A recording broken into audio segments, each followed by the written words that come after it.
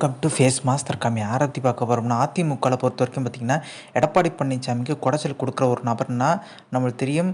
OPS, Sasikala இவங்க வரிசையில் இப்போ வந்து அண்ணாமலையும் வந்து களமிறங்கியிருக்காரு. ஸோ அண்ணாமலை பார்த்திங்கன்னா லண்டன் பயணம் போன அப்புறம் படிக்க போன அப்புறம் இங்கே இருக்க பாஜகவினர் தலைவர்கள் என்ன சொல்கிறாங்கன்னா அதிமுகவோட கூட்டணி வைக்கணும் சந்தோஷன்ற மாதிரி சொல்லியிருக்காங்க. இப்போ பார்த்திங்கன்னா ஃபோன் போட்டு அண்ணாமலை எல்லாரையும் வஞ்சிருக்காரு. நான் வந்து பார்த்திங்கன்னா அவங்ககிட்ட 15 சீட்டு கேட்டேன், அதுக்கு தரவே முடியாதுன்னு சொல்லிட்டு பார்த்தீங்கன்னா, எடப்பாடி பழனிசாமி சொன்னாரு. அது வந்து உங்களுக்கு கேவலமா தெரியல. ஏன்னா 15 சீட் பார்த்தீங்கன்னா, பாஜகவுக்கு தர விருப்பம் இல்ல எடப்பாடி பழனிசாமி. ஆனா காங்கிரஸுக்கு தர்றதுக்கான விருப்பம் இருந்துச்சு. அப்ப நம்மள அசிங்கப்படுத்தவங்களோட போய் வந்து கூட்டணி வைக்கணும்னு சொல்லிட்டு நீங்க வந்து அவங்க பின்னாடி தொங்குறீங்கன்ற மாரி வந்து கிழிச்சு விட்டாராம். ஸோ இதுக்கு மூல காரணமே தமிழிசை சவுந்தரராஜன் பேர் தான் அடிபடுது. தமிழிசை சவுந்தரராஜன் தான் சொல்றாங்க, அதிமுகவோட கூட்டணி வைக்கணுன்ற மாரி. ஆனா இவ்வளோ மானம் இழந்து போய் வைக்கணுமான்ற மாரி பார்த்தீங்கன்னா, அண்ணாமலை தரப்பு கேட்குறாங்க. அப்புறம் பொதுச் செயலாளர் வழக்கு பார்த்தீங்கன்னா, இப்போ விஸ்வரூபம் எடுக்க போது. பொதுச் செயலாளர் வழக்கு வந்து எடப்பாடி பழனிசாமிக்கு சிக்கல் தரும். எடப்பாடி இணை ஒருங்கிணைப்பாளர் இருக்காரு. அந்த வழக்கு பார்த்தீங்கன்னா, எடப்பாடி பழனிசாமிக்கு ஓட பெரிய செல்வாக்க உடைக்கும். அதுதான் பார்த்தீங்கன்னா, ஓபிஎஸோட திட்டமா இருக்கு. ஆனா மெஜாரிட்டியா பார்த்தீங்கன்னா, எல்லாமே வந்து எடப்பாடி பழனிசாமிக்கு சாதகமா இருந்தாலுமே, மூல வழக்கு என்றால இது எடப்பாடி பழனிசாமிக்கு மேலும் மிகப்பெரிய ஒரு சிக்கலை ஏற்படுத்தி இப்போ இருக்க பொதுச்செயலாளர் பதவி காலியாகிறதுக்கு வாய்ப்பு இருக்குது. ஸோ இப்போ இருக்க முன்னாள் அமைச்சர்கள்லாம் என்ன யோசிக்க ஆரம்பிச்சிட்டாங்க, அதிமுகவில் பார்த்திங்கன்னா எடப்பாடி பழனிசாமி நம்பி பிரயோஜனம் கிடையாது. சசிகலா ஓபிஎஸ் இணைக்க சொன்னாங்க, இணைக்கலை. சசிகலாவே பார்த்திங்கன்னா ஒரு ஒரு மாவட்டந்தோறும் சுற்றுப்பயணம் போனாங்க. ஸோ இதில் மிகப்பெரிய ஒரு தாக்கம் ஏற்படாட்டியும் சிறிது தாக்கம் ஏற்பட்டதாகவே சொல்கிறாங்க. அந்த டைமில் அவங்க சுற்றுப்பயணம் போகும்போது பார்த்திங்கன்னா அவங்களுக்கு பிறந்தநாள் வாழ்த்து சிவி சண்முகம் முதற்கொண்டு எல்லாருமே சொல்லியிருந்தாங்க. இப்போ முன்னாள் அமைச்சர்கள் சசிகலா சந்திக்க போனால் எடப்பாடி பழனிசாமிக்கு இன்ஃபர்மேஷன் போயிடும். ஸோ இப்போ பிளானே மாற்றிட்டாங்க. சசிகலா தான் போய் வந்து எல்லா முன்னாள் அமைச்சரையும் சந்திக்க போகிறாங்க. இப்போ குறிப்பிட்டு தென் மாவட்டங்களில் இருக்க முன்னாள் அமைச்சர்கள் மட்டும் முதல் கட்டமாக சந்திக்க போகிறத சொல்கிறாங்க.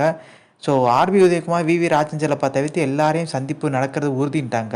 ஸோ அப்படி இருக்கும்போது பார்த்திங்கன்னா எடப்பாடி பழனிசாமி ஒன்றும் பண்ண முடியாது. இப்போ கொங்கு மண்டலத்தில் பார்த்திங்கன்னா எஸ்பி வேலுமணியை கண்காணிக்கிறதுக்கு ஒரு டீம் போட்டிருக்காங்க எடப்பாடி பழனிசாமி. அதே மாதிரி பார்த்திங்கன்னா டெல்டா பகுதியில் பார்த்திங்கன்னா முன்னாள் அமைச்சர் காமராஜை கண்காணிக்கிறதுக்கு ஒரு டீம். இப்போ மதுரையோட செல்லூர் ராஜை கண்காணிக்கிறதுக்கு ஒரு டீம்.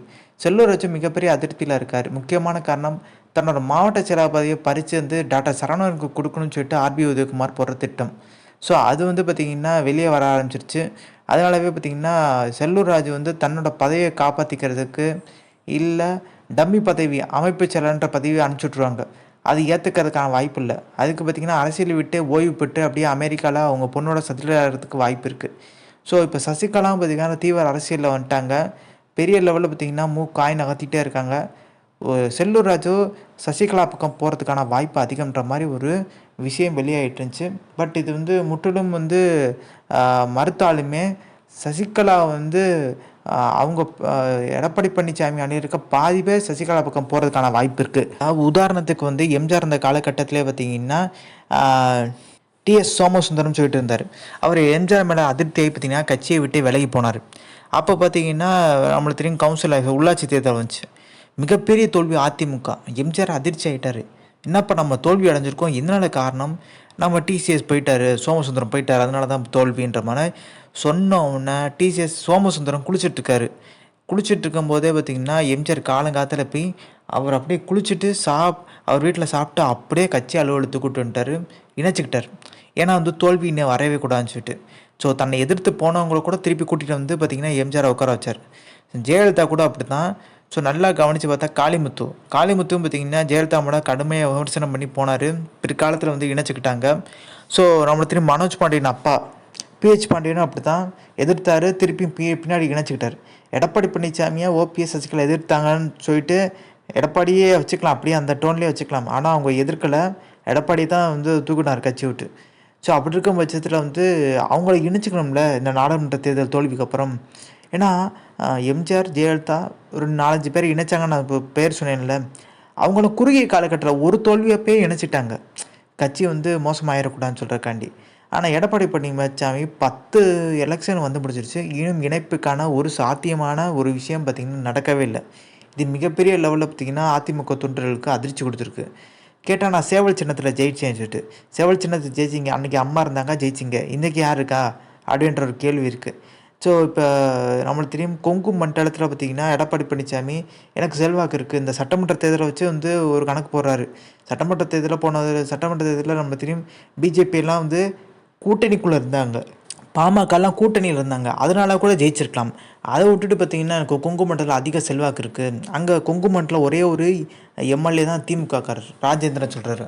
அவருக்கு வந்து பார்த்தீங்கன்னா, அமைச்சர் பதவி வேணுன்ற மாரி பார்த்தீங்கன்னா, அங்க இருக்கவங்க ஒரு போர்க்கொடி தூக்கிட்டாங்க. ஏன்னா வந்து அங்க பொறுப்பு அமைச்சரா இருக்க நேருவ சந்திக்க முடியல.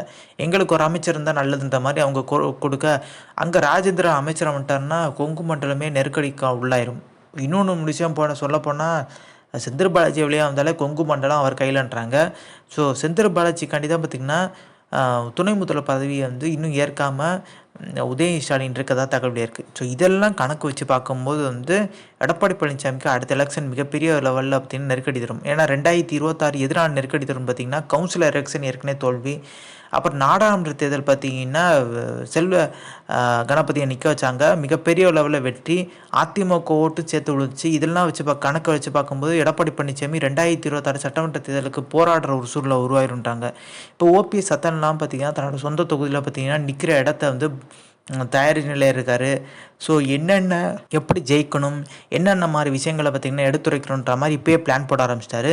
கிட்டத்தட்ட பார்த்திங்கன்னா அவர் இங்கிட்ட ஒரு பக்கம் பண்ணுறாருன்னா வைத்தியலிங்கம் பார்த்திங்கன்னா மறுபக்கம் வந்து அவருக்கான தொகுதியை சூஸ் பண்ணி அவரும் பார்த்திங்கன்னா ஒரத்த நாட்டில் நிற்கிறதுக்கான வாய்ப்பு இருக்குன்னு சொல்கிறாங்க. ஸோ வைத்தியலிங்கம் சொல்லியிருந்தார் அதிமுக பார்த்திங்கன்னா ஒன்றிணைந்தால் எல்லாருமே இணையணும், அது 2025 டிசம்பருக்குள்ளே ஆயிருந்துச்சுட்டு. அதுக்கு பார்த்திங்கன்னா எடப்பாடி பழனிசாமி கோமாயி மாவட்ட செயலர் அங்கே இருக்க மத்திய மாவட்ட செயலாளர் சேகர் வச்சு பேச விட்டார். இந்த மாதிரி வந்து வைத்தியலிங்கம் பார்த்திங்கன்னா ஒன்றும் புரியாதவர், தெரியாதவர், அவர் பார்த்திங்கன்னா அரசியலில் வந்து பார்த்திங்கன்னா ஜீரோன்ற மாதிரி பார்த்திங்கன்னா வைத்தியலிங்கத்தை அட்டாக் பண்ணி பேசியிருந்தார். ஒன்றிணைன்னு சொன்னதுக்காண்டி என்ன இப்படியெல்லாம் பேசுகிறீங்கன்ற மாதிரி அதிமுகவிலே கொதிக்க ஆரம்பிச்சிட்டாங்க. வைத்தியலிங்கம் ஒன்றிணைன்னு சொன்னார். ஒன்றிணைஞ்சால் தான் 2026 கேஷுவலாக பார்த்திங்கன்னா ஆட்சியை பிடிக்கும்ன்றவர் தான் சொல்லியிருந்தார். இதில் எந்த தப்பும் எனக்கு இருக்கிற மாதிரி தெரியல. ஸோ யாருக்குமே தெரியல. ஆனால் இது மிகப்பெரிய தவறு மாதிரி பார்த்திங்கன்னா மாவட்ட செயலர் குதிக்கிறதும் எடப்பாடி பழனிசாமி சொல்லி தான் இந்த மாதிரி நடக்குது தெளிவாக தெரியுது. அது தென் மாவட்டங்களில் அதோட மோசம். ஆர்பி உதயகுமார் பார்த்திங்கன்னா ஒரு இணைக்கிறாங்க மாற்று கட்சியிலேருந்து வந்தவங்க திமுகவில் இணைஞ்சவங்களுக்கு அடையாள அட்டை கொடுத்துட்ருக்காரு. ஸோ அடையாள அட்டை கொடுக்குற தப்பு கிடையாது. கிளைச்சல பதவியை தூக்கி கொடுக்குறாரு. அதிமுகவினர் ரொம்ப வருஷமாக இருந்தவங்களுக்கே இல்லை, இப்போ திமுக வந்தவங்களுக்கு எதுக்கு அங்கே கொடுக்குறேன்ற மாதிரி இப்போ ஒரு புகைச்சல் கிட்டத்தட்ட அடியில் முடிகிற அளவுக்கு பார்த்திங்கன்னா அந்த புகைச்சல் போயிடுச்சு. ஸோ அந்த அதிர்ச்சி பார்த்திங்கன்னா எதிர்பார்க்காத ஆர்பி உதயகுமார் நம்ம கட்சியினர் நம்ம முன்னாடி இப்படி பண்ணிட்டாங்களே ஒரு அதிர்ச்சி. ஸோ இது எடப்பாடி பழனிசாமி முறக்கொண்டு பார்த்திங்கன்னா தாக்கத்தை ஏற்படுத்தியிருக்கு.